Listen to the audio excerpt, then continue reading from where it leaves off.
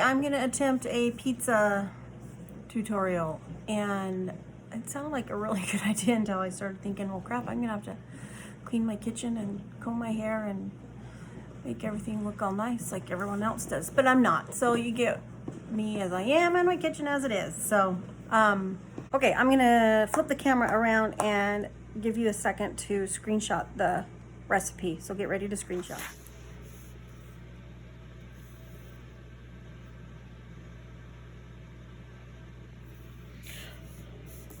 Yes, Olivia just came and said it's only 1, feels like 6 o'clock. It is kind of gloomy and dark outside.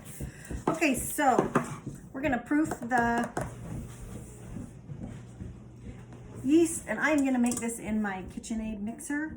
And so in my silver bowl, I'm gonna put the 1 cup of water, and I'm gonna just turn my water on hot. I kind of need a photographer. So I just let the water run and get hot for a minute while I measure the sugar and the yeast. I just use whatever I find at the store. This kind is this one. So 1 tablespoon.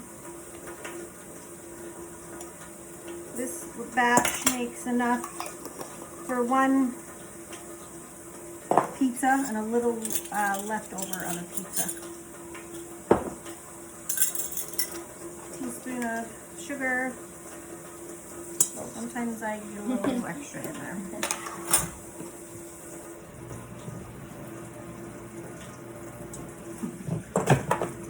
Now you don't want your water so hot that it will burn you. I have really hot water at my house, so I have to turn it down just a little, because if your water is too hot, it will kill your yeast. But if it's too cold, my mom always taught me like bathtub for a baby, but I do mine a little hotter than that, so feels about right there. So 1 cup of water. I just swirl it around, and then it will sit in there for five-ish minutes. Okay. So we're gonna make the sauce for the pizza. I've done it lots of different ways. Today I'm gonna show you how to make sauce from tomato sauce. These are like, what, $1 in the store. And put your own spices in it. The other things I've done is use a pasta sauce, and I just put that, and then whatever I don't use, I freeze. These are like the good amount. Desperate things we've done is drain SpaghettiOs and used the sauce off of those because we didn't have any tomato sauce, but we made it work. So you open a can of sauce, and have a difficult opener. Just put it in a bowl so it's easier to mix. I am not a precise measurer, so I use oregano. And I don't know if you can see that, I'm just gonna sprinkle some in there. That looks like maybe not quite a tablespoon. Same amount of basil.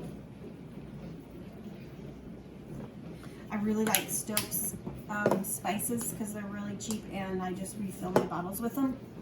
Garlic powder. I'm gonna guess this is about a ½ teaspoon. I just do this one to taste. Grab my salt, and I'm just gonna shake some salt in it and give that a stir.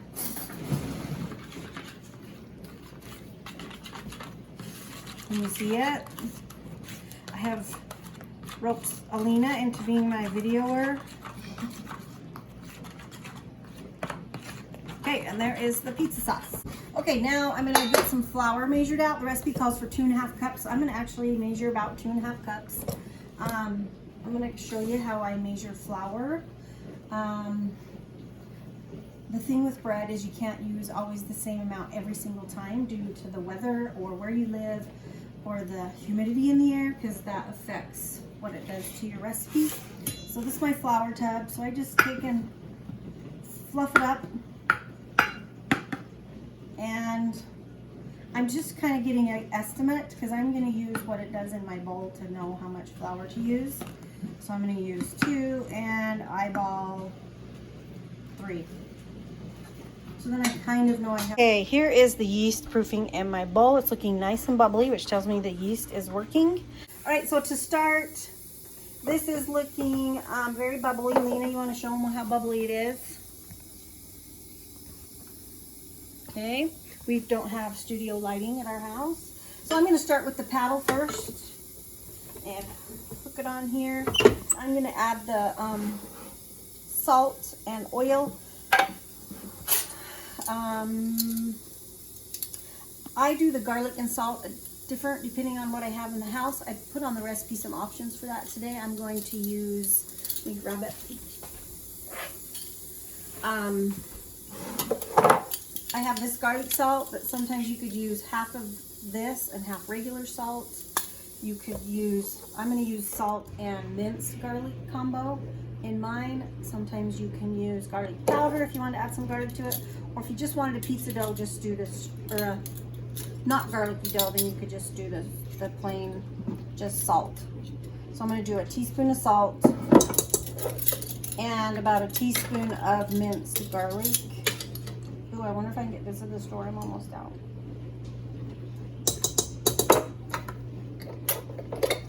And then 2 tablespoons of oil.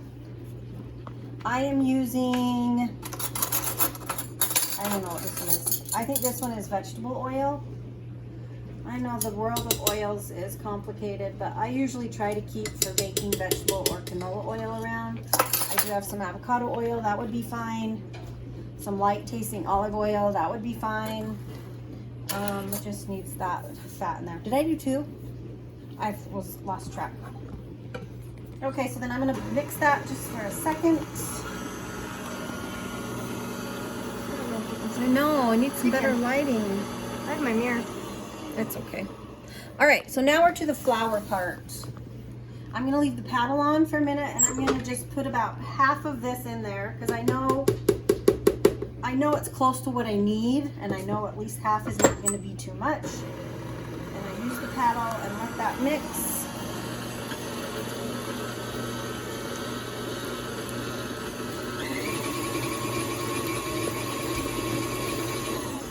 Okay, and it's starting to get kind of gummy, so this is where I'm going to switch my paddle. And you just would mix it with a fork and then use your hands to knead the dough, which I could do maybe that type and differently.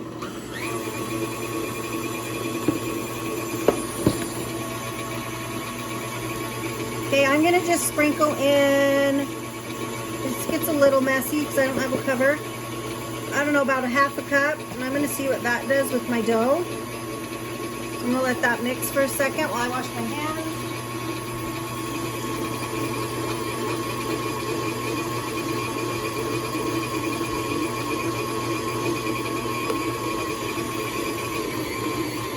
And as you hear the motor start to bind down, you'll know you need to turn it up. And my mixer gets a little violent, so you gotta hang on to it or it will flop off your table.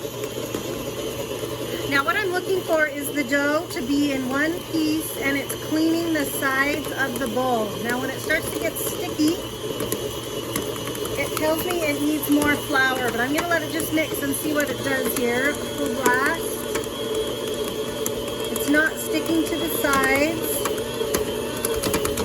but it might here in a minute after it gets a little incorporated.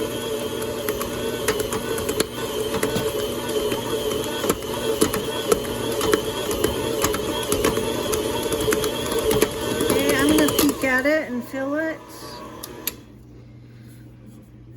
It actually feels pretty good. My flour, I didn't use as much as I needed, so I'm going to just put a little more sprinkle. It feels not too sticky to my finger, but it's still soft. It's not hard. You want it to be just a touch sticky because that means there's not too much flour.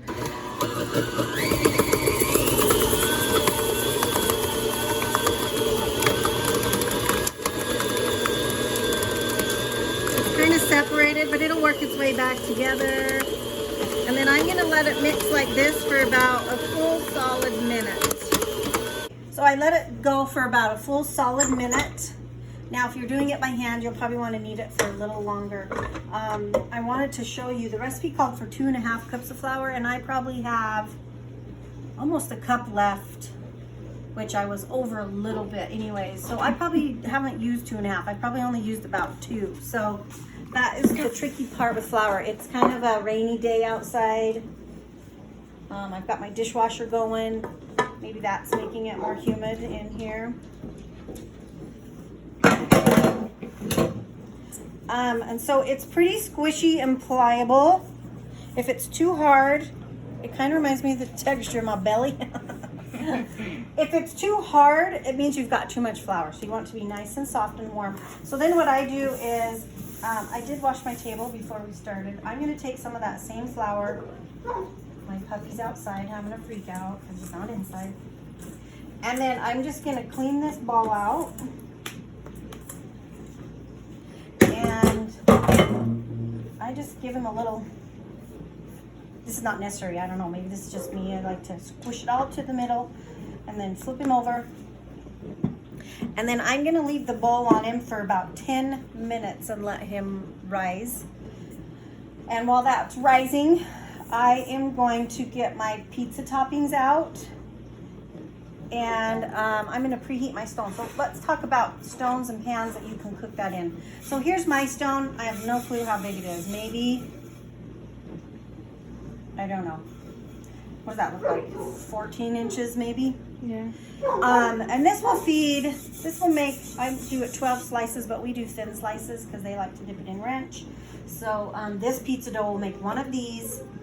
And we like a little bit thicker crust, and then one more little extra one that's about 6 inches. So if you're using a stone, you want to preheat it with your oven at this time. If the other thing you can do is just take a cookie sheet and oil it and press it into your cookie sheet. That works too, but you don't have to preheat that. So I'm going to go put this in my oven. I'm going to preheat it. The reason you want to preheat it with your stove is because if you put a cold stone in a hot oven, it will crack your stone. So I'm just going to set that in there, and then I'm going to just get my pizza toppings out of the fridge. Yeah. Okay, I forgot one thing that I like to do that is not necessary, but it has been helpful to get the right size. I try to keep a box of parchment paper on hand. You can buy the sheets or just a roll. I like to trace my pizza stone, which I'm gonna grab out of my oven because it's probably not super hot yet. And just lay it on there. I take a Sharpie or whatever I got, and I just trace it real quick. And then I'm gonna cut that out.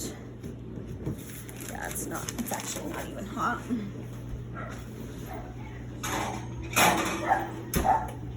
Then I'm gonna cut this out to use as a guide. Okay, you can cut it off there.